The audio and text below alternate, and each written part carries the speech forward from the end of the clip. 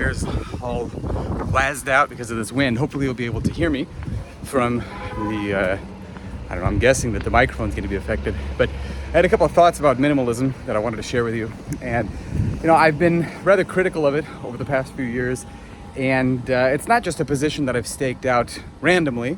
And it also doesn't mean that minimalism is completely useless by any means. But the problem is that oftentimes it gets contextualized as your first, last, and only line of defense against weakness, and that's just not the case. So I want to give a little bit deeper insight into how to use it correctly, why I don't really like it for most people, and so on down the line.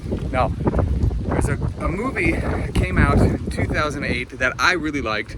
Everybody else hated. I didn't think it was the best of the series, but it was still very entertaining. And it was Indiana Jones and the Kingdom of the Crystal Skull.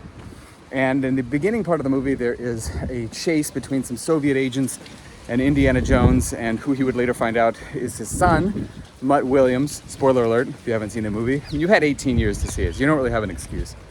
Now, anyway, at some point, one of Indiana Jones's students is in the library, just completely oblivious to the action happening around him. And he asks Professor Jones a question about archaeology. And, you know, Indiana Jones, being a renowned archaeologist, answers him. But what he says is, you gotta get out of the library and get into the field. That's where the real discoveries take place. And I'm paraphrasing. You know, I'm sure he used some different terminology.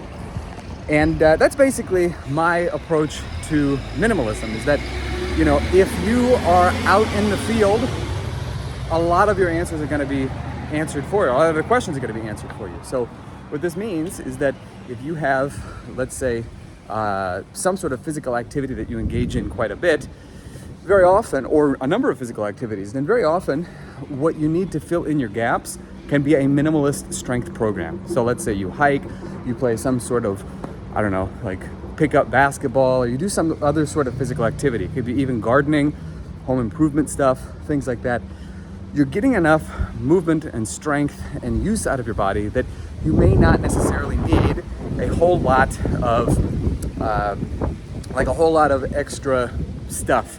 But if you live a sedentary life, and if you basically roll out of bed, sit in your car to go to work, sit at work, come home, sit in front of the TV, then you owe it to yourself to do a lot more than just swings and get-ups, or, you know, squats and push-ups, or something along these lines.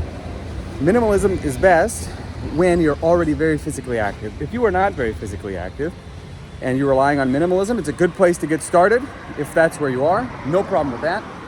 But it is a bad place to stick yourself, because as time goes on, you're going to end up with many of the same movement insufficiencies that you would have gotten from doing repetitive work in a factory or some other sort of a thing where you're doing the same movement over and over and over again until your body just can't handle it. So in summary, what you want to do is you want to use minimalism when you are just getting started, or when you are very physically active, or when you are on a really tight schedule so that you can keep yourself moving forward. But at times when you have a bit more time that you can apply to your training, you want to include more movements, more exercises, and you will get more gains.